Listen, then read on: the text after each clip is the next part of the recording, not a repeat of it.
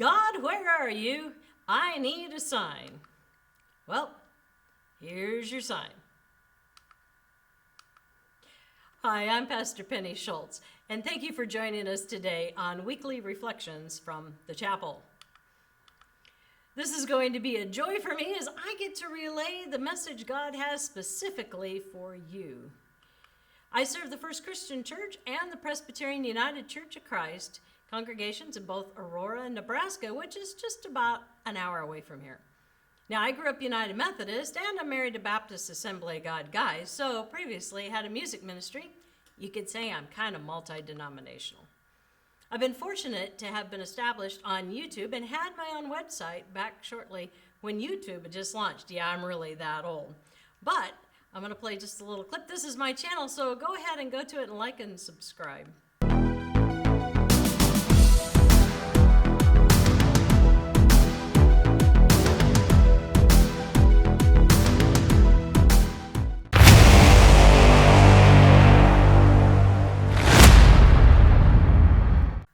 Also, I started my own vodcast with a friend, and we have a podcast. We're on all the major networks and YouTube, Rumble, Spotify, you name it.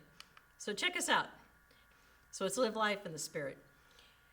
Well, this is my family, and I currently am in York, Nebraska with my husband, John. Together we have 3 girls. The oldest graduated from UNL in agriculture education and leadership. The second one is a senior at Kearney University, and she's doing elementary education and coaching. And the youngest will be graduating from cosmetology school in August. So I'm still in touch with what the newest and latest things are. I wasn't always in the ministry. God opened doors for me to study in the medical field, which I had my degree in radiology, mammography, ultrasound, and Dopplers. I also have been in the marching band at UNL, so to all of you band geeks out there, kudos. Well, in the medical profession, though, I realized that I was doing way more pastoral care than anything. I had many divine appointments with patients, those who were searching, seeking, desperate for answers, and just needing comfort and guidance. Well, long story short, with my passion for music, I started a music ministry, Revelation Ministries, and then that led to, I got a phone call one day from a friend that said, "Hey, can you fill in a week?" Well, in another very long story short, I was the pastor at the Dunbar Presbyterian Church for over 11 years, which turned into multiple congregations, and now I have been a pastor for 18 years. Does not even seem possible. So that brings me to why am I here at Hastings and my connection? Because during that time, at the beginning, when I was in Dunbar, I actually attended Hastings College through the Cotner College Elm program, which was the education of lay ministries. It was a 3-year program, and so I got to also frequent the walkways of this campus, just like you. And let me tell you, things have changed just a little bit. Well, I ask, this is probably something everyone has done. Have you ever found yourself yelling at God, "God, where are you? I need a sign"? Well, if so, you're not alone. In fact, the psalmist David even writes in Psalms 13, "For how long, Lord, will you forget me forever? How long will you hide your face from me? How long must I wrestle with my thoughts, and day after day have sorrow in my heart? How long will my enemy triumph over me? Look on me and answer, Lord my God. Give light to my eyes, or I will sleep in death, and my enemy will say, I have overcome him, and my foes will rejoice when I fall.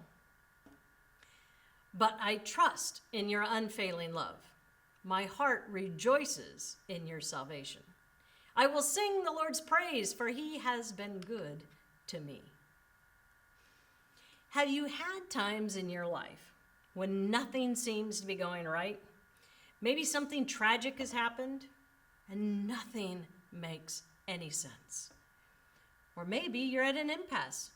You want change, but you don't know which direction to turn. Or maybe you have a passion and a dream, something that has just been burning in your heart, and you want to do it, but no matter how much you have prayed, nothing's happened. God just seemed silent. Did you scream out, "God, where are you? I need a sign"? Give yourself a break. We have all been there and asked.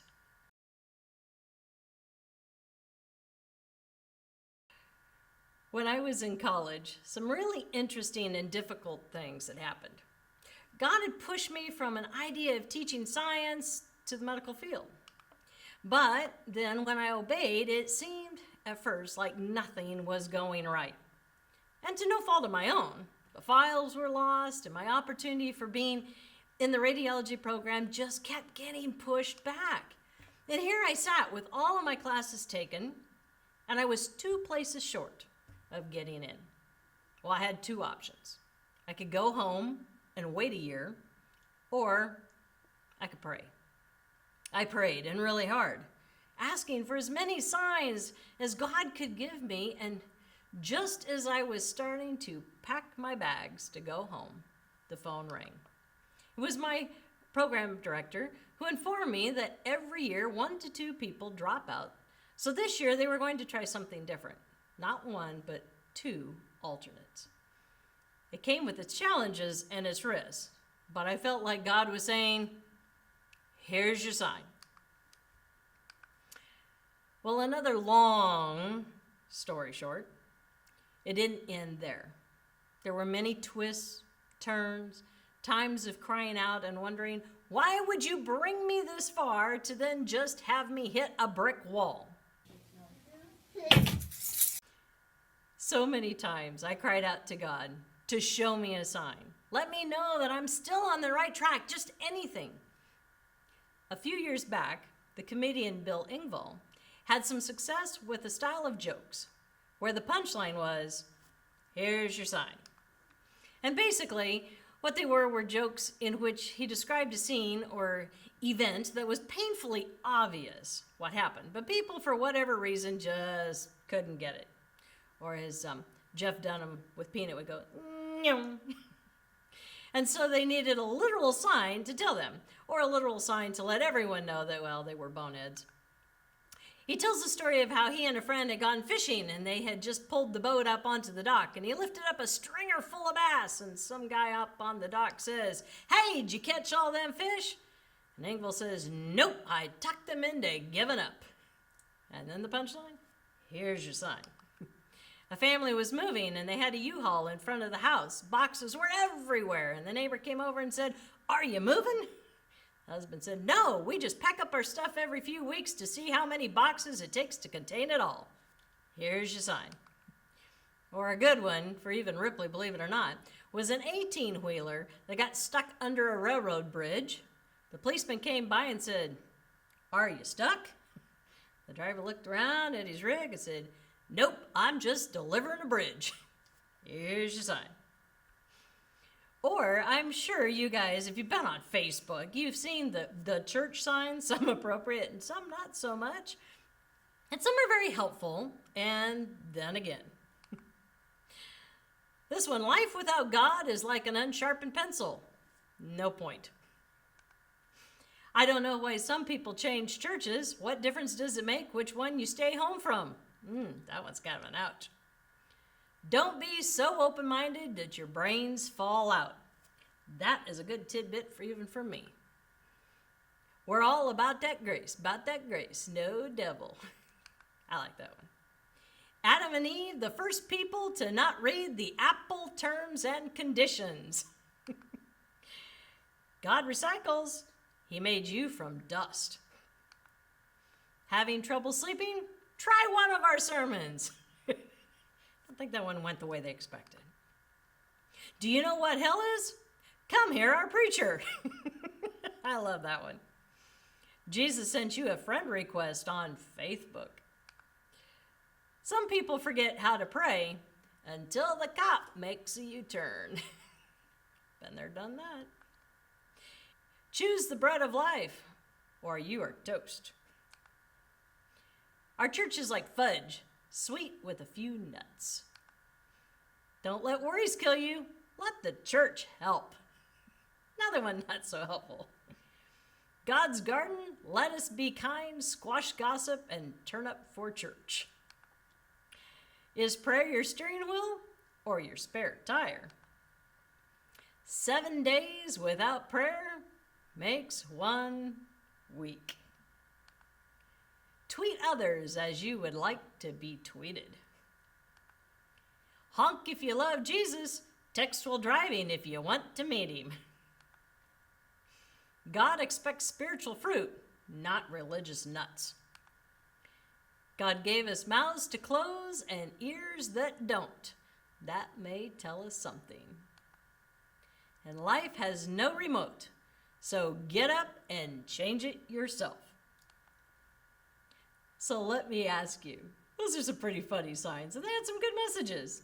Maybe there was even a few more less appropriate that I didn't put in. But what sign or answer have you been asking for?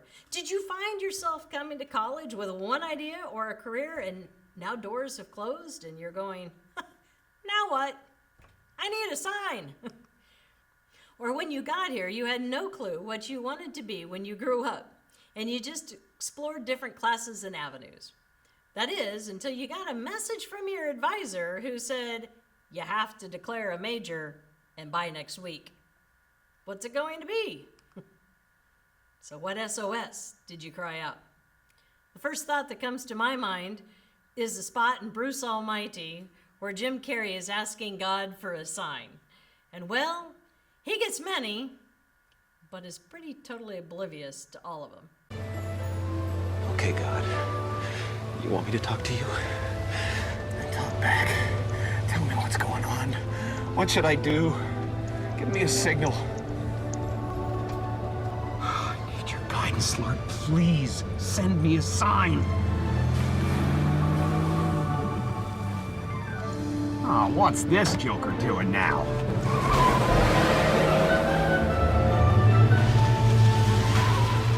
Okay. All right. I'll try it your way. All right? Lord, I need a miracle. I'm desperate. I need your help, Lord. Please, reach into my life. What the heck? Are ya? I got ya!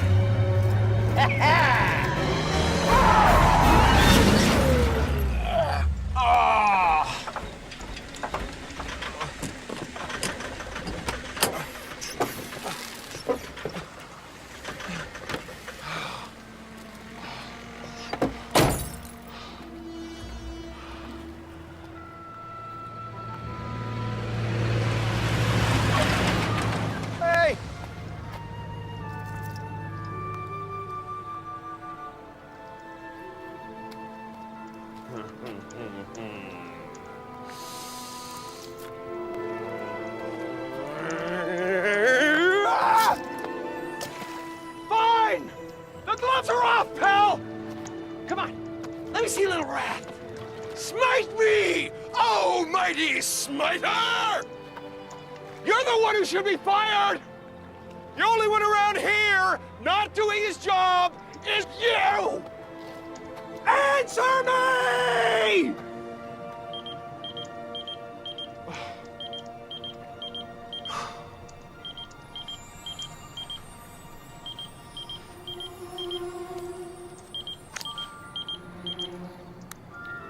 Sorry, don't know you.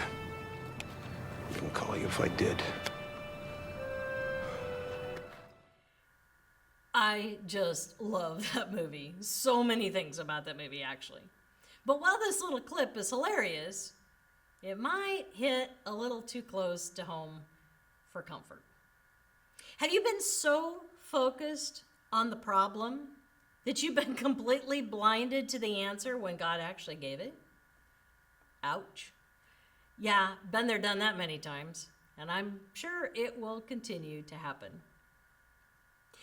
You know, see, David went through this too. He cried out asking the same questions. I'm sure they weren't about college, but it's a life lesson. He says, "How long, Lord? Will you forget me forever?" We get a little overdramatic, don't we, when we're asking. How long will you hide your face from me? What is that one? Do you see me? Was on The Chosen, another favorite line of mine. Or how long must I wrestle with my thoughts? Oh, that is a big one that could be a sermon all on its own. What are your thoughts saying? He says, and day after day, I have sorrow in my heart. The epitome of drama queen, right here, just saying. But then David, after he says all these questions, how long, how long, how long, he still gets it. He didn't just beseech God and leave it there. He knows the answers that God has placed in his heart. He says, but I trust in your unfailing love. My heart rejoices in your salvation. I will sing the Lord's praises, for he has been good to me.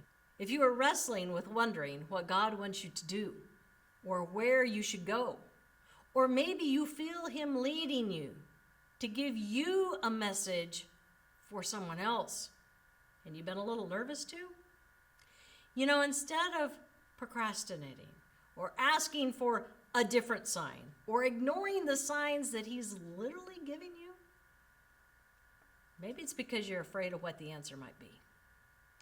I get that.